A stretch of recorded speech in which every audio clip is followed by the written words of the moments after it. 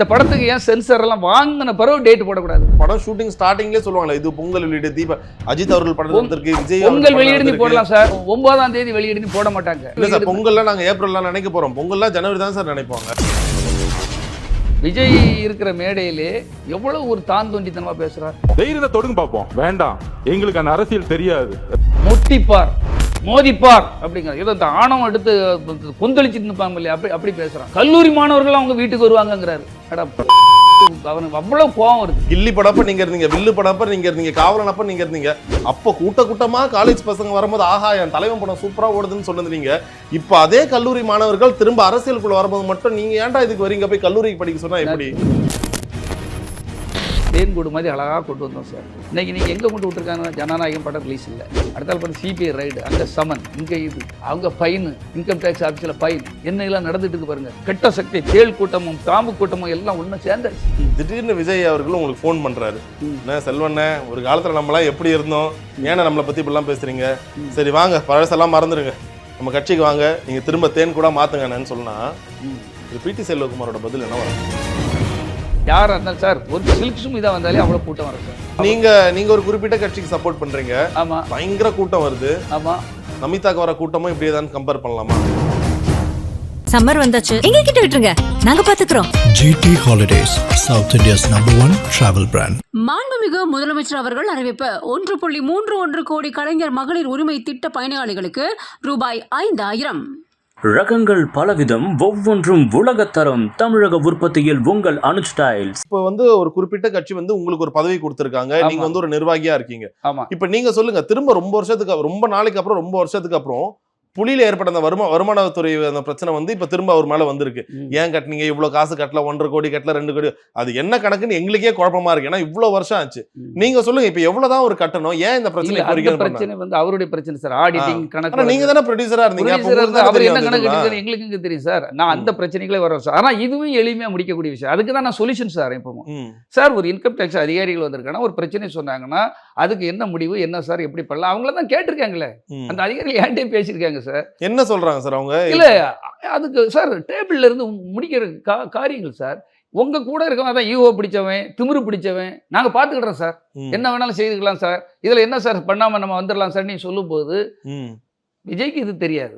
ஆனா இருக்கவன் கூட இருக்க ஆடிட்டரோ இல்ல இருக்கவனோ என்ன செய்யணும், அதை ஸ்மூத்தா முடிக்க பார்க்கணும். இப்ப நான் இது அழகா முடிக்கக்கூடியது, ஒரு டேபிள்ல முடிச்சு அழகா முடிக்கக்கூடிய மேட்ரு சார். அதே மாதிரி இன்னைக்கு ஜனநாயகன் படம் இருக்கு இல்லையா, ஜனநாயகன் படம்லாம் ஒரு சென்சாரில் ஒருத்தருக்கு ஏதோ கருத்து வேறுபாடு, நீங்கள் உடனே பிஜேபி காரணம், இவர் காரணம், அவர் காரணம், இப்படி பழிய போடுவீங்க. அது கிடையாது. அந்த படம் பார்க்க ஒரு பைலா இருக்கு, அந்த பைலா படி ஏதோ அவனை திருப்தி அடையலைன்னா அந்த திருப்தி அடைய வைக்கிறதுக்கு என்ன பண்ணணும், இல்லை அவன் சொல்யூஷன் பண்ணுறது. இவ்வளோ படத்துக்கு ஆகல, இவ்வளோ வருஷம் சார் ஒன்றுமே வருது சார். இப்போ போன வாரம் ஒரு படம் ரிலீஸ் ஆயிருக்கு, படத்தோட பேர் நான் சொல்லாமன்னு தெரியல, நாட்டி ஸ்பீட்டின்னு ஏதோ ஒரு படம், அவ்வளோ கொச்சையான ஒரு படம், அதோட கதையம்சமும் சரி எல்லாமே அவ்வளோ கொச்சையா இருக்கு. இந்த படத்துக்கு எந்த ஒரு பிரச்சனையும் இல்லாம அவ்வளோ அழகா ஒரு ட்ரெய்லர் ரிலீஸ் ஆகுது, படம் இப்போ தேட்டர் ரிலீஸ் ஆகி ஓடிட்டு இருக்கு சார்.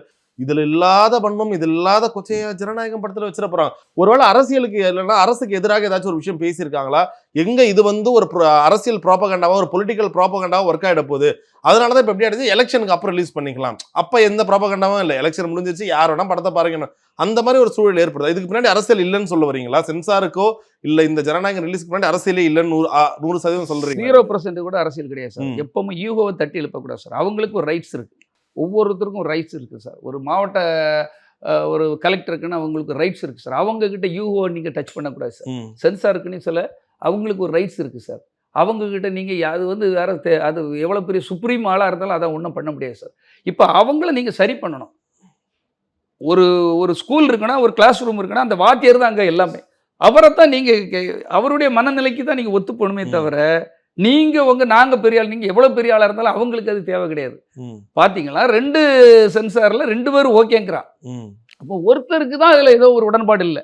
சரி, இவ்வளவு சிக்கல் இருக்குல்ல சார். நீங்க அரசியல்ல கடைசி படம்னு சொல்லியாச்சு, இந்த படத்துக்கு ஏன் சென்சார் எல்லாம் வாங்கின பிறகு டேட் போடக்கூடாது? அதுதானே முறை, அதுதான் ரூல்ஸ். காலங்காலமா அப்படியா சார்? இது முன்னாடி லியோக்கு இருக்கட்டும், கோட்டா இருக்கட்டும், அப்படிதான் சார். நான் சினிமா தெரிஞ்சனால சொல்றேன் சார். நான் எத்தனை படம் 20 படம் நானே சென்சார் பண்ணியிருக்கேன் சார். நானும் ப்ரொடியூசர் தானே.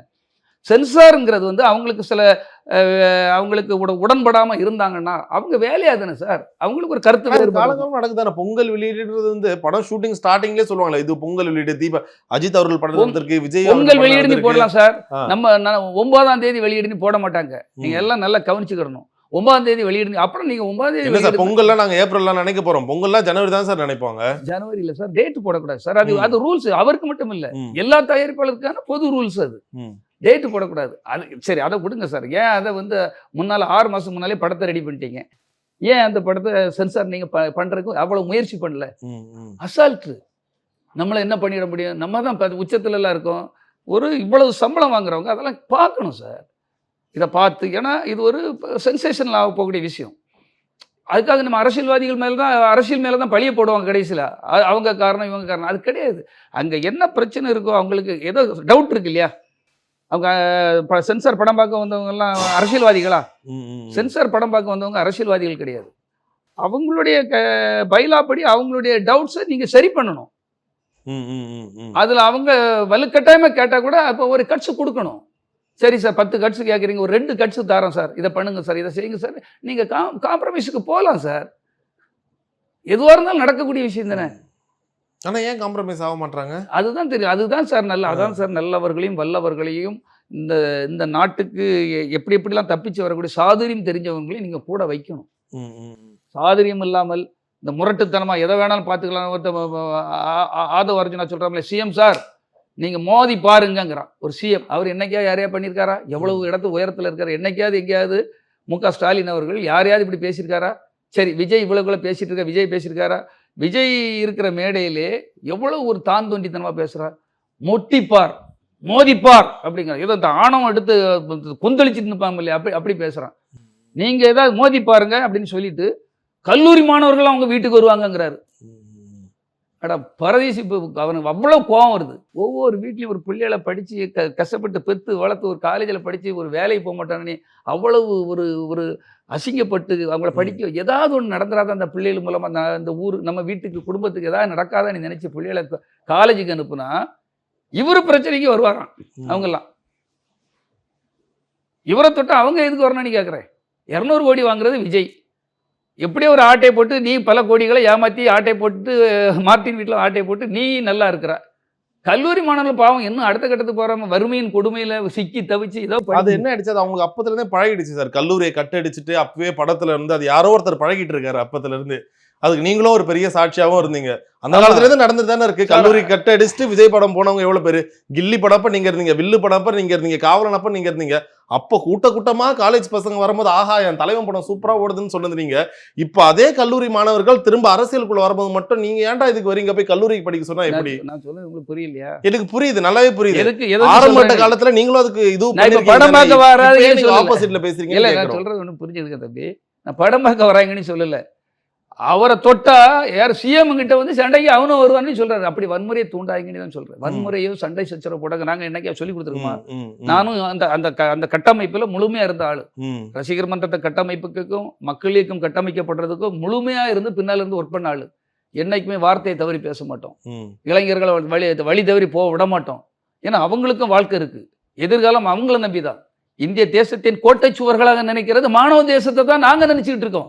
நீ அந்த மாணவருடைய சமுதாயத்தை சுக்குநூறு ஆக்குறதுக்கு, ரவுடிகளா ஆக்குறதுக்கு, அவங்கள ஒரு தவறான பாதைக்கு கொண்டு போச்சோம். எங்களுக்கு கோவம் வருமா வராதா? நான் வேடிக்கை பார்த்து என் பையனும் காலேஜில் படிக்கிறான், எனக்கு அந்த கோவம் வருமா வராதா? அந்த அடிப்படையில் தான் சொல்றேன். இப்படி வந்து எதுவுமே தெரியாமல் பொது அறிவு இல்லாமல் இப்ப சிஎம் இப்ப இந்த பேசனைக்கு அவனை தூக்கி உள்ள வைக்கலாம். மோதி பாருங்கிற வன்முறை தானே. சும்மா இருக்குங்களா? 6 மாசத்துக்கு பிறகு பாருங்க நீங்க என்ன பாடுபடுவீங்கிறான். 6 மாசத்துக்கு பிறகு இவர் ஆட்சி. அதனாலதான் தவறானவங்க கூட தீயோரை காண்தலும் தீதேன்னு சொல்லியிருக்காங்க அந்த காலத்துல. பார்த்தா கூட உனக்கு தீமை தான் நடக்கும். இப்ப அவர் கூட அத்தனை தீமைகள் இருக்கு. இந்த தீமைகளை அவர் டெய்லி பார்க்கும்போது என்ன தினசரி நீங்க சார், நான் இப்போ கூட சொல்றேன் சார், நாங்க ஒரு அழகான ஒரு தேன்கூடு மாதிரி அழகாக கொண்டு வந்தோம் சார். இன்னைக்கு நீங்க எங்க கொண்டு விட்டுருக்காங்க? ஜனநாயகம் படம் ரிலீஸ் இல்லை, அடுத்தால் பார்த்து சிபிஐ ரைடு, அங்க சமன், இங்க இது, அவங்க ஃபைனு, இன்கம் டேக்ஸ் ஆஃபீஸில் ஃபைன், என்னெல்லாம் நடந்துட்டு இருக்கு பாருங்க. கெட்ட சக்தி, தேள் கூட்டமும் பாம்பு கூட்டமும் எல்லாம் ஒன்றும் சேர்ந்தாச்சு. இன்னும் கொஞ்ச நாளைக்கு கூட்டம் வருது, அது வருதுன்னு நீங்க என்ன கொஞ்சம் பாவலை பண்ணலாம். இதெல்லாம் சகஜம் தானே. எந்த இதுக்கு இல்ல, நீங்க திரும்ப ஒரு 40 வருஷத்துக்கு முன்னாடி நீங்க சொல்லி நான் என்ன சொல்றேன், இவ்வளவு காலமா எந்த பிரச்சனையுமே இல்லாத ஒரு மனுஷனுக்கு ம். திடீர்னு எல்லா அரசியலுக்குள்ள வந்துட்டாருன்னே இந்த சம்மன் வருது, வருமானத்துறை வருது, நார்மலா ரிலீஸ் ஆன ஒரு படம் ரிலீஸ் ஆக மாட்டேதுன்னும் போது அது ஏதோ ஒரு வகையில ஒரு அரசியல் தூண்டுதலால நிகழ்ற ஒரு விஷயம் தான் கூட நாங்க சுத்தி நினைக்கிறோம். சகுனி சகடைகளும் ம். ஃபுல்லா பாத்தீங்களா பான்பராக்கு ரவியும் இந்த மாதிரி ஆட்கள் உன் கூட வந்து சேர்ந்தா என்ன நடக்கும்? சரி, எனக்கு ஒரு கற்பனை கேள்வி. ம். திடீர்னு விஜய் அவர்கள் உங்களுக்கு ஃபோன் பண்றாரு, ம். என்ன செல்வண்ணே, ஒரு காலத்துல நம்மளாம் எப்படி இருந்தோம், ஏன்னா நம்மளை பத்தி இப்படிலாம் பேசுறீங்க, ம். சரி வாங்க பழசெல்லாம் மறந்துடுங்க, நம்ம கட்சிக்கு வாங்க, நீங்க திரும்ப தேன் கூட மாத்துங்கன்னு சொன்னா ம். திரு பிடி செல்வகுமாரோட பதில் என்னவா இருக்கும்? சார் இது வந்து நான் கற்பனை கேள்விதான் இது. கற்பனை இருந்தாலும் கேள்வி. ஒருவேளை நீங்க ஆசைப்படுறீங்களா அவர் ஃபோன் பண்ணல கூப்பிடல, ஒருவேளை அவர் கூப்பிட்டா நீங்க என்ன சார் சொல்லுவீங்க? அவர் கூப்பிடவே மாட்டார் சார். இதுதான் அதற்காக தான் சார் கேட்கிறேன். ஒருவேளை கூப்பிடுறாருன்னு வைங்க. அவரு பெத்த அப்பன்னு என் மேலே கேஸ் போட்ட ஆளு, பெத்த அப்பாவே ஒரு மனுஷனா நினைக்காத ஆளு, என்ன வந்து கேள்வி கேட்பா, என்ன வந்து கூப்பிடாரு. அது கற்பனைக்கே எட்டாத ஒரு விஷயத்த சொல்றீங்க. உங்களுக்கும் அது நம்பிக்கையே இல்ல, ஒரு வாய்ப்பே இல்ல. இப்ப நம்பிக்கை இல்ல சார், நம்பிக்கை இழந்து விட்டோம். ஏன்னா செய்ய மாட்டார் சார், அவருக்கு அந்த சென்டிமெண்ட்டே கிடையாது. சென்டிமெண்ட் இருந்தா இன்னைக்கு அந்த பையன் ஒருத்தன் ஒரு ஆப்ரேஷன் பண்ணி போட்டிருக்கு, ஒரு செல்வம் உன் கூட கொடையை பிடிச்சிட்டு திரிச்சு வந்தானே, உனக்கு வந்து டீயோ காஃபியோ வாங்கின கஷ்டத்துக்கு கூட வந்தவன், என்னப்பா தம்பி என்ன ஆச்சு, போக கூட வேண்டாம், அவருக்கு ஒரு ஃபோன் போட்டு ஒரு ஆறுதல் சொல்லிட்டு ஒரு 2 லட்ச ரூபா அனுப்பிச்சி விட்றதுல என்ன சார் குறைஞ்சி போயிடுவீங்க? சிம்பிள். உனக்கு புண்ணியம் தானே கிடைக்கும். ஆனால் நீங்கள் என்ன மனநிலையில் இருக்கிறீங்க நீங்கள் நினச்சி பாருங்க சார். நான் இதுக்காக சொல்லலை, நீங்கள் நல்லது செய்தால் தான் நல்லது. அதாவது நீங்கள் உள்ளி விதைத்தால் உள்ளி வரும், நெல் விதைத்தால் நெல் வரும், தீமை விதைத்தால் தீமை அறுவடை பண்ணி தான் ஆகணும். இன்னைக்கு நீங்கள் தவறுகள் பண்ணலாம், ஏன்னா உங்கள்கிட்ட அதிகாரம் இருக்குது, நீங்கள் உச்சத்தில் இருக்கீங்க, பணம் வருது, புகழ் இருக்குது, தற்கொலை கூட்டங்கள் முதல்ல ரசிகர்களை நாங்களும் கூட இருந்து அந்த பாவ செயலை செய்துட்டு ரசிகர்கள் இருக்காங்க. ஆனால் இந்த தவறுகள் நீங்கள் மேலும் மேலும் மேலும் ஆணவத்தோடு செய்கின்ற அந்த தவறுகளுக்கு இங்கே தண்டனை கிடைக்காவிட்டால் பரவாயில்லை, மேலே ஒருத்தன் இருக்கான் கடவுள், அந்த கடவுள்கிட்ட இருந்து நீங்கள் தப்பிக்கவே முடியாது. இது ரஜினி சொன்ன வாசனத்தை தான் திரும்பவும் சொல்கிறேன். நீங்கள் எவ்வளோ பெரிய பலசாலியாக கூட இருக்கலாம், ஆனால் காலம் கொஞ்ச காலம் உங்களை அப்படியே சொக்க சொக்க சொக்க சொக்கன்னு மினுங்க வைக்கும். என்ன பூச்சிம்பாங்க, விட்டில் பூச்சியா, விட்டில் பூச்சி கொஞ்ச நாளைக்கு தான் திகு திகு திகு திகுனி மினுங்கும், டப்புனி அணைஞ்சிரும். சரி, நீங்க எப்படி பாக்குறீங்க? ஒவ்வொரு கூட்டத்துக்கு சேலத்துக்கு போறாரு, விக்கிரவாண்டி போறாரு, கூட்டம் அல்லுதே சார், இதெல்லாம் ஓட்டா மாறாதா?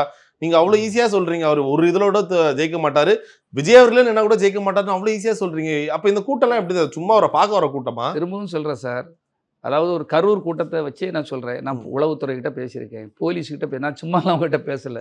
அங்கே இருக்கிற ரசிகர் மன்ற இடத்துக்கு இன்றைக்கும் என் கூட தான் பேசிகிட்டு இருக்காங்க. சரி, எல்லா எல்லா ரசிகர் மன்ற மாவட்ட செயலாளர்கள் இன்றும் என்னோட தொடர்பு தான் இருக்காங்க. ஏன்னா நான் போட்டு கொடுத்தது எல்லாமே, நாங்கள் இப்படி நடத்துங்க செய்திக்கணி அட்வைஸ் பண்ணவங்க நிறைய பேர் என்கிட்ட திருப்தியில் இருக்கவங்களும் அதிருப்தியில் இருக்கவங்க எல்லாரும் என்கிட்ட பேசிட்டு தான் இருக்காங்க. அங்கே நடந்ததெல்லாம் ஒரு திட்டமிட்ட சதி சார் கரூர். அதாவது யாருமே இவங்களை மாநாடு நடத்துங்கன்னு யாராவது சொல்கிறாங்களா? அரசாங்கம் சொல்லுதா? இல்ல, அரசாங்கம் ஏன் சொல்லணும்? நான் சொல்றேன் கேளுங்க சார், யாராவது அவங்கள நீங்க நடத்துங்கன்னு சொல்றாங்களா? கிடையாது, நீங்களாக தான் கேட்குறீங்க.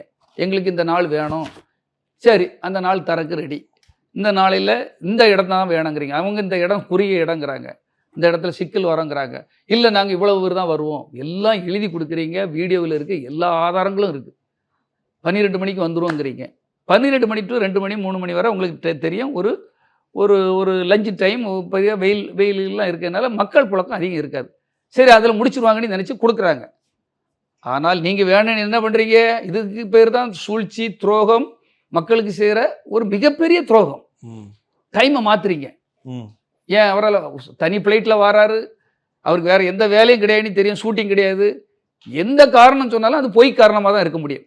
இப்படி ஒரு நிகழ்ச்சி நடக்குன்னு தெரிஞ்சாச்சு இல்லையா, அந்த டைமுக்கு கண்டிப்பாக அவர் தனி ஃப்ளைட்லாம் இருக்கிறனால வர முடியும். ஆனால் நீங்கள் தாமதப்படுத்துறீங்க. அங்கே இருக்கவங்களுக்கு ஒரு தண்ணி குடிக்க முடியல, அவங்களுக்கு ஒரு ட்ரெஸ்ஸில் பலரும் பாத்ரூம் போயிருக்காங்க சார். ப்ரெஸ்ஸுக்காரங்க என்ன சொல்கிறாங்க, அப்படியே பாத்ரூம் பொம்பளைலாம் எங்கே போவோம், இங்கே போக முடியாமல் அவ்வளவு நரக வேதனையை அனுபவிச்சிருக்காங்க. அதுக்கப்புறமா அந்த டைம் மாற மாற அன்றைக்கி சம்பள நாள் சார், சனிக்கிழமை. இதெல்லாம் பார்த்தா தான் உங்களுக்கு சாட்டர்டே சம்பள நாளையில் எல்லாம் வரும்போது ஒரு நடிகன் சார், நடிகனை பார்க்க எல்லாரும் விரும்புவாங்க சார். அது அவங்க தொண்டர்கள் மட்டும் நீங்கள் நினைக்காதீங்க, அது பிஜேபியில் இருந்தாலும் சரி, அதிமுகவில் இருந்தாலும் சரி, திமுகவில் இருந்தாலும் சரி, பசங்க வந்து ஒரு விஜய் வராருன்னா பார்க்க வருவாங்க. அதுதான் உண்மை. ரசிகர்கள் மட்டும் கிடையாது, ஓட்டா நீங்க பார்க்கல, நிச்சயமாக ஓட்டா மாறாது. இல்ல இப்ப இவ்வளவு பயம் இருக்கவங்க, இப்ப ஒரு கரூர்ல இவ்வளவு கண்டிப்பா அந்த பெரிய ஒரு அசம்பாவிதம், அதுல யாரு குற்றவாளினாலும் கண்டிப்பா கடுமையா தண்டிக்கப்படும், அதுல எந்த ஒரு மாற்றமும் இல்லை. எனக்கு இன்னொரு கேள்வி, இப்ப கரூர்ல இவ்ளோ பிரச்சனை நடக்குதுன்னா அடுத்த கூட்டத்துக்கு கூட்டமே வரக்கூடாது சார். என்னடா ஐயோ அவங்க போனாவே ஏதாச்சும் ஆயிடும்பா, யாருன்னா உயிருக்கு ஆபத்துன்னா சேலத்துல எப்படி இவ்ளோ கூட்டம் வந்துச்சுன்னு எனக்கு சேலத்துக்கு புரியலையே. எப்படி பண்ணியிருக்கீங்க? ம். நீங்களே டோக்கன் கொடுத்துருக்கீங்க. டோக்கன் கொடுத்துருக்கீங்களா கொடுக்கலையா? எதுக்கு இல்ல எனக்கு தெரியாது. அப்படியா? தெரியாதா? தெரியாது, உண்மையா தெரியாது. டோக்கன் கொடுத்து ஆ. இப்ப நீங்களா கம்பனா சுப்பனா மணியா அவ்வளவுக்கு நீ 5 நீ 10 அவன் 10 இப்படி கொடுத்து வரவைகள் பணம் கொடுத்து கூப்பிட்டாங்களா? பணம் கொடுத்து இல்ல, ஆ. 10 5 5 நீங்க 5 இவங்க அப்படி கொடுத்து தானே. அதுதானே நியூஸ்லயே தானே சார் 5000 பேர் தானே வருவாங்கன்னு சொல்லியிருக்காங்க. சரி, ஆனா அங்க எவ்வளவு பேர் வந்தாங்க? நிர்வாகிகள் அவங்கவுங்க தெரிஞ்சவங்க எல்லாருமே அவங்களுக்கு தானே சார் இது கொடுத்துருக்காங்க. சரி, இப்படி கொடுத்து வரவழைக்கப்பட்ட அவங்க தானே கை தட்டுவாங்க, நல்லா விசில் அடிப்பாங்க. இது எனக்கு புரியவே இல்லை சார். நீங்க எப்படிப்பட்ட ஒரு ஆளு, எப்படி அவ்வளவு வளர்த்து அப்படி விட்டாரு இல்ல சார். நீங்க போய் இப்படி பேசுறது இன்னைக்கு இருக்க காலகட்டத்துக்கு நீங்க எது அது நியாயமா? ஓட்டா மாறாதுன்னு சொன்னா அது சூப்பர் வேலிட் பாயிண்ட். Yes, ஆனா sir. இது காசு கொடுத்தோ இல்ல ஒரு டோக்கன் கொடுத்து கூட்டம்னா இதுங்க போற எல்லா இடத்துலயும் இப்படி டோக்கன் கொடுத்துட்டு இருக்க திரும்ப முடியுமா? புரியாம சொல்றீங்க சார். நான் சொல்றதை புரிஞ்சுக்கிடுங்க. ம். அதாவது இவ்வளவு பேர் தான் வரணும், உடனே இவங்க நிர்வாகிகள் மூலமா நீங்க வரீங்களா அவங்க வரீங்களா இப்படி தெரிஞ்சுதான் அங்க வர வளைக்கப்பட்டார். உங்களுக்கு பத்திரிகை உங்களுக்கு எப்படி தெரியாம இருந்திருக்கும்? ம், ம், அதாவது இந்த மீட்டிங்கை பொறுத்த மட்டும் 5000 பேர்னு அவங்க கிளியரா எழுதி ஸ்டேட்மெண்ட் கொடுத்துட்டு வந்திருக்காங்க. ம். 5000 பேர் யாரு? அவங்களுக்கு அனுமதி உள்ள வரணும், அனுமதி சீட்டு இருக்கணும். அப்படிதான் கொடுத்துருக்காங்க. அனுமதி சீட்டு யார் கொடுத்துருக்குது? நிர்வாகிகள் மூலமாக. அவருக்கு யார்? தெரிஞ்சவங்களுக்கு, வேண்டியவங்களுக்கு, கிளை, ஒன்றியம், பேரூர் அது இது தெரிஞ்சவங்களுக்கு தான் கொடுத்துருப்பாங்க. அவங்க தானே வந்திருக்காங்க. மக்கள் எல்லாம் திரண்டு வந்து அப்படியே அடிச்சு கிளிக்கலாம் வரல. இப்ப அடுத்தடுத்து போறாங்களே எல்லாம், கூட்டம் வருமா இல்ல சார் பெருசா? கூட்டம் வரதான் திரும்ப சும்மா சொல்லுவாங்க. அவரை பார்க்க வர கூட்டம் அது. கூட்டம் வந்து விஜய் வந்தா யாரா இருந்தாலும் சார், ஒரு சில்க் சுமிதா வந்தாலே அவ்வளவு கூட்டம் வரும் சார். ஒரு அன்னைக்கு சினேகா வந்து ஒரு ஃபங்க்ஷனுக்கு போயிருக்கு சார். 9 இடத்துல உள்ள இதையும் அவ்வளவு அட்டச்சு நிக்குது இப்ப சார். நீங்க ஒரு குறிப்பிட்ட கட்சிக்கு சப்போர்ட் பண்றீங்க, ஆமா பயங்கர கூட்டம் வருது. ஆமா. நமிதாக்கு வர கூட்டமும் இப்படி ஏதாவது கம்பேர் பண்ணலாமா? நம்ம இதாவது கூட்டம் வந்தா ஒரு நடிகை பார்க்க வர கூட்டம் தான். இப்ப இந்த கூட்டத்தையும் அதை கூட கம்பேர் பண்ணலாமா? கம்பேரிசன் அதான் சார். அதான் அப்ப சரி. அப்ப நடிகர்களுக்கு பார்க்க வருவாங்கங்கிறது தானே அந்த அப்ப அரசியல் சம்பந்தப்பட்டு யாரும் ஒரு அரசியல் பற்றோட வரவே இல்லை. எல்லா கட்சிக்கும் இதை சார் உடன்படும். அரசியல்ங்கிறது வேற சார். அது அந்த பக்குவம் வேற. வேணா ஒரு கிளாமருக்கு ஒரு ஆர்டிஸ்ட் எல்லாரும் வச்சிருப்பாங்க தொட்டுக்கிட்டு. அதனால பெரிய நடிகர்கள் வரும்போது கூட்டம் அதிகமா தான் இருக்கும் சார். பாக்யராஜுக்கு வராத கூட்டமா சார்? பாக்யராஜ் கட்சி தொடங்கணும் அவ்வளவு கூட்டம் வரும் சார். நானே பார்த்துருக்கேன். டி ராஜேந்தர் அப்படி கூட்டம் இருக்கும் சார். சிவாஜி சார் கரும்புலானி ஒரு ஊர்ல எங்க ஊர் பக்கத்தில் போட்டாங்க. நைட்டு லேட் ஆகுது, அவ்வளவு கூட்டம் சார். கூட்டங்கள் வந்து ஒரு நடிகரை அதுக்காக ஓட்டு போட்டுறாங்கன்னு சொல்றீங்களா? சிரஞ்சீவி சாருக்கு சார் அந்த கூட்டத்தை தென்னிந்தியாவில் இன்னும் அடிக்க முடியல. எல்லாமே வரலாறுகள். ஆனா அவரால் ஜெயிக்க முடிஞ்சுதா? நீங்க அந்த தப்பு கணக்கு போடுறீங்க. 40-50 ஆண்டுகள் சொல்றீங்களா? 50 ஆண்டுகளுக்கு முன்னால இருந்த அந்த அறியாமை வேற. அது ஒரு மூட நம்பிக்கை. இப்பவும் மூட நம்பிக்கை இருக்கு, இல்லைன்னு சொல்லல. ஒரு நடிகர் அப்படி பண்ணிடுறாரு, படத்துல பார்த்து 100 பேர் அடிச்சுட்டாரு, அதனால அவர் பெரிய வீரன், தங்கச்சிக்காக காப்பாத்திட்டாரு, அவர் நல்ல அண்ணன், இப்படிலாம் நினைக்கிற அதெல்லாம் பொய்ங்கிறது இப்போ கொஞ்சம் கொஞ்சமா தான் தெரிஞ்சிட்டு இருக்குது. இன்னுமே புரிய வைக்க முடியல. நான் ஒரு அம்மாவுக்கு வச்சிருக்க ஆபரேஷனுக்கு வச்சிருந்த காசை கொண்டு வந்து 100 விருப்ப மனு வாங்கிட்டு போயிருக்கான். ஒரு தொகை, அந்த தொகையில ஒரு சீட்டு கூட நின்று அவனால வாங்க முடியாது, நிற்க முடியாது. அவன்கிட்ட காசு கிடையாது. கடன் வாங்கி அவர் கண்ணீர் விட்டு ஒரு பேட்டி கொடுத்துருக்காரு. கடன் வாங்கி அதை நகைகளை அடமானம் வச்சு ஆபரேஷனுக்காக வச்ச ரூபாயில 10,000 ரூபாய் திருடிட்டு போய் விருப்பமனு வாங்கியிருக்கான்.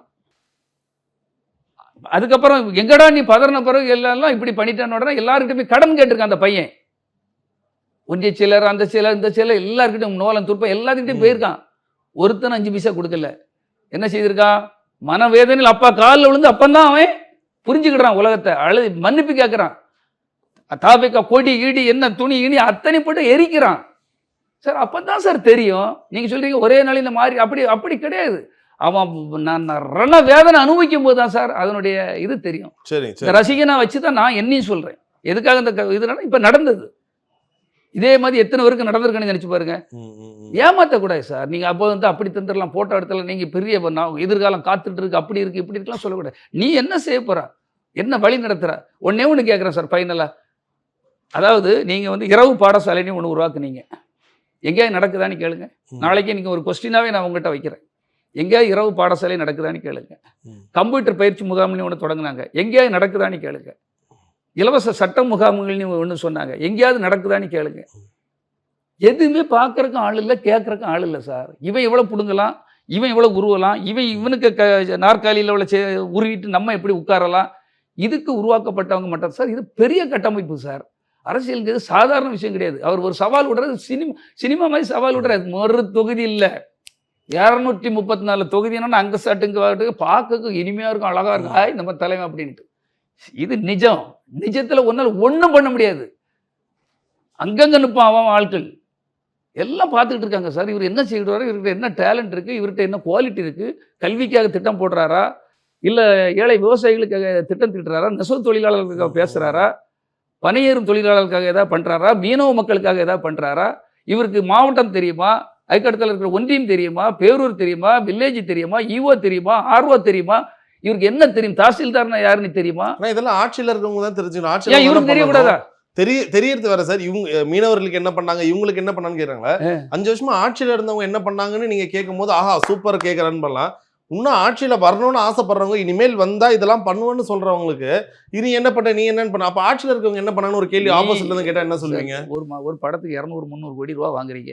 நான் ஒரு உங்கள்கிட்ட 5 வருஷத்துக்கு ஒவ்வொரு துறைக்கும் 1000 கோடி 300 கோடி 700 கோடின்னு ஒதுக்குறாங்க. அப்ப அந்த காசுல எங்க போகுது?